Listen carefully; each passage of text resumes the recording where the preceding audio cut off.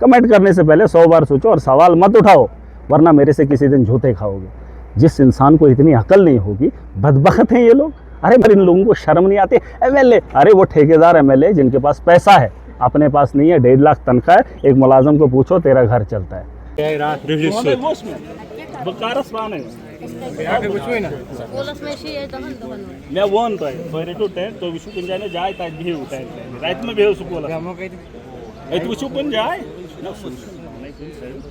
Tent दिनो ना, tent दिनो कुन जाय ना कोई नहीं, वो ओढ़ुंदे पान वो ये बेजो नहीं, ये पेट्रोल स्पोर्ट इनमें ये वनी ओढ़ुन पान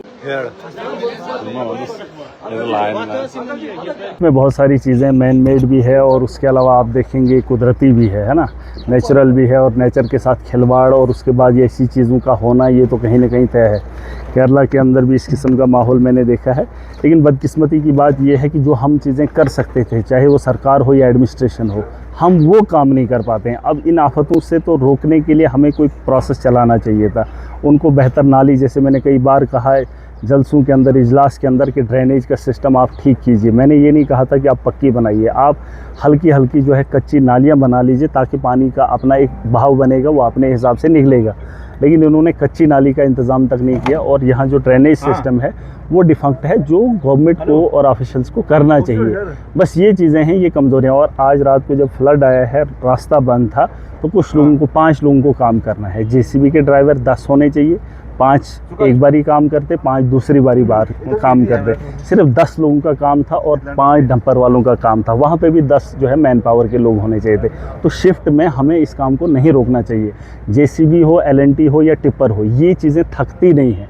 लेकिन थकी अगर है तो एडमिनिस्ट्रेशन है, वो लोग हैं जिनके पास जिम्मेदारियां हैं। सवाल यही है कि जो हम कर सकते हैं वो हम नहीं कर रहे हैं। और नेचुरल अगर है तो उसे हम रोक नहीं सकते, लेकिन उसके एहतियात कर सकते हैं, उसे रोकने की कोशिश की जा सकती है, उसको डाइवर्जन दिया जा सकता है, उसके लिए रास्ता बनाया जा सकता है। उसके लिए बहुत सारा फंड्स है, उसे बेहतर से यूटिलाइज़ करना, ये हमारी जिम्मेदारियां हैं। बहरहाल कमियां बहुत हैं, सवाल भी बहुत हैं, और लेकिन कोशिश करेंगे जिन लोगों का जैसे फुली डैमेज हुए हैं, मकानात हुए हैं, उनकी बेहतरी के लिए। उन देखिए, ये इंसान की उम्र भर की कमाई होती है, तो वैसा कुछ नहीं है कि उनके लिए कुछ अलग से पैकेज होगा। हाँ, 1-1.5 लाख जितना भी होता है सरकार की तरफ से, उतना कोशिश करेंगे, है ना। लेकिन उनको उस तर्ज का वो सिस्टम नहीं हम बना के दे सकते हैं। मैं यही कहना चाहूँगा कि हर आदमी अपनी ज़िम्मेदारी समझे। और अगर देखेंगे आप, 2 दिन से रास्ता बंद है, सिर्फ 10 लोगों का काम था या 20 लोगों का काम। यहाँ मेरा काम नहीं था गिनती बेलचा उठा के काम करना। ये एलएनटी, जेसीबी, इन लोगों को बोलो कि दरिया में माइनिंग करनी है या किसी पहाड़ी को चोरी करनी है, तो दिन रात डंपर भी लगेगा, मशीनरी भी लगेगी और एडमिनिस्ट्रेशन कोऑपरेट करेगी। यहाँ पर रास्ता ठीक करना था, यात्री रात से परेशान थे, लोग परेशान थे। लेकिन जब रात को देखा, वहाँ काम करने को तैयार नहीं है। बहुत सारे लोग कहते हैं थके हुए हैं, ये है वो है, बहुत सारी चीज़ें, बहुत सारे सवाल आते हैं। 20 आदमियों का काम था, रोड क्लियर हो जाता। और दिन रात अगर मेहनत की जाए तो 20-30 लोग लगेंगे, मामला ठीक हो जाएगा। सर, आपने कहा कि ये कहीं मैन मेड तो नहीं है? हाँ, मैन मेड है ना, कुछ तो मैन मेड है। अभी यहाँ जहाँ पर हम बैठे हैं, ये तो मैन मेड है ना। ये कोई डिपार्टमेंट है, उन्होंने रोड लिया है और ड्रेनेज नहीं है। अगर ड्रेनेज सही प्रॉपर होता तो यकीनन ये छोटा पानी आया है, और ये पानी तब आया जब ऊपर से आया, ये भी मिल गया, वो भी मिल गया, और ये मैन मेड है। तो बारिश हो या क्लाउड बस्ट हो, ये तो ऊपर से नेचुरल है। लेकिन उसका रास्ता पता है ना इन जगहों पे। देखिए, नालों वाली जगहों पे ये चीज़ें हादसा होते रहते हैं। लेकिन यहाँ पर डंपिंग भी हुई थी। ठेकेदारों ने अपने मफाद के लिए एडमिनिस्ट्रेशन को चिट्ठियाँ भी लिखी थी, डीसी को लिखी थी, एसडीएम को लिखी थी। उन लोगों को एफआईआर नहीं लगी। वो मैंने इनको लिखा भी है कि उनको, उस ठेकेदार के खिलाफ, पीएमजेएसवाई के खिलाफ एफआईआर होना चाहिए, क्योंकि ये जितना भी मलबा ठाठरी के अंदर है, ये वही डंपिंग का है। और उसमें ऑलरेडी 1 महीना नहीं, 6 महीने से लोगों ने कहा था कि ये मलबा एक दिन यहाँ बाज़ार में आएगा, लेकिन किसी को फिक्र है? यही सवाल है ना, जो जिसके हाथ में जिम्मेदारी, वो जिम्मेदारी नहीं निभा रहा है, फिर सवाल उठते हैं। अगर कल को, देखिए मैं आखिरी बार कह रहा हूँ, अगर एडमिनिस्ट्रेशन प्रॉपर तरीके से अपना काम नहीं करेगी तो उनको हम यहाँ पर बैठने भी नहीं देंगे। कल की डेट में हमने इनको कहा एफआईआर लॉन्च होनी चाहिए, ये अब अपना काम करे। जो उठाना था, डंपिंग वहाँ पे होने नहीं देना था, वो तो इन्होंने नहीं किया। अब जब वो डंपिंग वाला सारा यहाँ पर आया है, तो इनको उनके खिलाफ एफआईआर करनी चाहिए, चाहे वो पीएमजेएसवाई हो, चाहे वो ठेकेदार हो। अगर ये लोग उनके साथ मिलकर उस पर कार्रवाई नहीं करेंगे तो यकीन मानिए फिर अपने हिसाब से हम कार्रवाई सर, करेंगे। आप मुझे भी पूरी यहाँ पे उम्मीद है उस पर मौजूद थे, एफ सर, आप लगेगी। यहाँ पे मौजूद थे और आपने सारी सिचुएशन देखी। लोग काफ़ी परेशान हैं, लोगों के अंदर जो है पानी आ गया है, जितना भी इनके पास सामान था सब खत्म हो गया है। उसके बाद जो एलजी मनोज सिन्हा का एक ट्वीट आता है कि इनको जो है फौरी तौर मुआवजा दिया जाए। हाँ, बिल्कुल। मगर सीएम उमर अब्दुल्ला साहब है, उनकी तरफ से कुछ नहीं आया है। क्या देखिए, कुछ कहेंगे? उनकी तरफ से किसकी तरफ से क्या आया, मुआवजा इनको मिलेगा, लेकिन मैं आपको यकीन से कह रहा हूँ कि लाख रुपया 1.5 लाख रुपया बहुत सारे दुकानदारों की दुकानें जो हैं ख़त्म हुई है।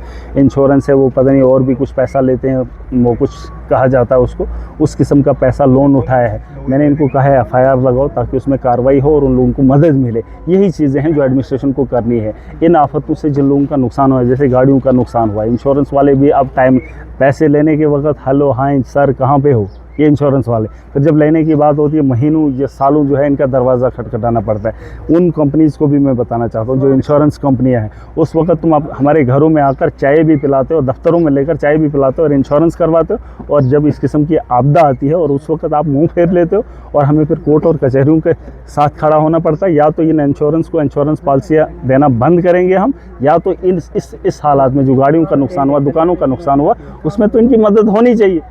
और अगर फिर भी हम चलेंगे तो ये तो फिर बेहूदगी बात होगी। अगर सीएम साहब से मैं बात करूँगा, मैं आज कश्मीर जा रहा हूँ और इसके सिलसिले में बात होगी, जो भी नुकसान हुआ उसकी भरपाई कोई भी नहीं कर सकता, यहाँ तक कि मोदी भी नहीं कर सकता। उमर अब्दुल्ला क्या ही करेंगे या मैं ही क्या ही कर सकता हूँ। मैं कह रहा हूँ यहाँ एक इंसान की उम्र भर की कमाई लगती है। हाँ, जो एक पैकेज है, जो गवर्नमेंट की एक पॉलिसी है 1.5 लाख के हिसाब से या 50,000 और का ऐड कर लीजिए, वो कोशिश करेंगे उन मकानात को जो फुली डैमेज्ड हैं। नुकसान तो आप इसका भर नहीं सकते। मैं अगर मुझे आप एज ए MLA बोलेंगे कि आप इस मकान की भरपाई करें, मैं तो नहीं कर सकता। ये देख लीजिए, एक मकान का मामला दिखा दीजिए, इसको उठाने के लिए, इसको साफ़ सफाई करने के लिए, इसका इंफ्रास्ट्रक्चर ठीक करने के लिए मेरे पास उतनी औकात नहीं। और एक चीज़ मैं लोगों को बताना चाहूँ, बड़े सारे लोग सवाल करते हैं, बेवकूफ़ जाहिल हैं ये, बदबख्त लोग हैं। मेरे को 1.5 लाख तनख्वाह है, एक टीचर को 1 लाख है, एक पुलिस वाले को 1 लाख है, कुछों को 1.5 लाख मेरे बराबर तनख्वाह। उनको परिवार नहीं चलता है।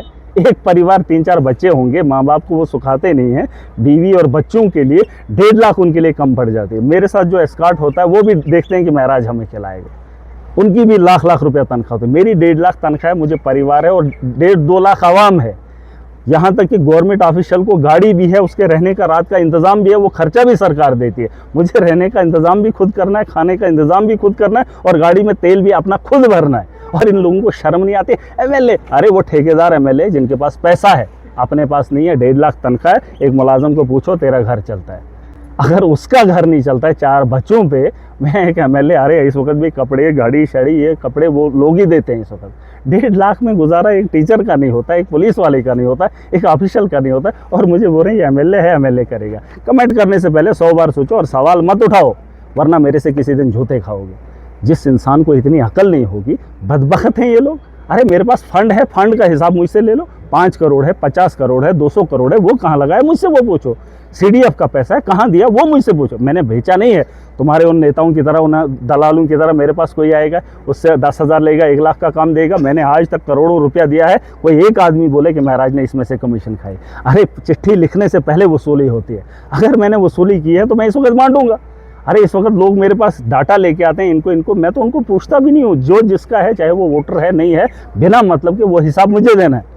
कल को पूछ मुझे होगी, ये नहीं कि आपको उसने वोट नहीं दिया उसको क्यों दिया। इसका जवाब महराज देगा और कल मैंने सामना करना है। अगर आपको उस मुकाम पे पहुंचाया था, आपने इंसाफ क्यों नहीं किया। इंसाफ ये नहीं कि दुश्मन है उसको छोड़ दो, अगर दुश्मन है नुकसान हुआ दे दो, इसलिए नहीं कि ये कल को वोट देगा, क्योंकि वो हकदार होता है। और लोगों को बता दो, अगर लोग मेरी बात सुन रहे हैं ना, 1.5 लाख महराज को तनख्वाह, ऐसे मुलाजमों को देखो वो रोना रोते हैं, ड्यूटी भी नहीं करते। ड्यूटी करने में नहीं हम कहाँ जाएंगे, 1.5 लाख तनख्वाह क्या करेंगे, गुजारा नहीं होता। अरे 1.5 लाख महराज को है और महराज से गुजारे क्यों होंगे। हाँ, मेरे पास करोड़ों का पैसा है, मैंने बांटा है। अंबानी से ज़्यादा मैं फंड रिलीज़ करता हूँ, दान देता हूँ। दान वो नहीं है दान, लेकिन पॉलिटिशियन के हिसाब से मैं दान कर रहा हूँ, क्योंकि मैं उसमें ईमानदारी से लोगों तक पहुँचा रहा हूँ। ये सबसे बड़ी बात है। वरना अगर बाकी नेताओं की तरह बेच दिया होता, अभी यहाँ पर माहौल ऐसा है, मुझे नहीं पता कौन क्या है, लेकिन दे देंगे, है कि नहीं, मुझे क्या है। आप अपने CDF में से यहाँ के लोगों के लिए, यार जितना हो सकेगा मैं करूँगा। मेरा बस चले तो बहुत कुछ करे, लेकिन उसमें भी एक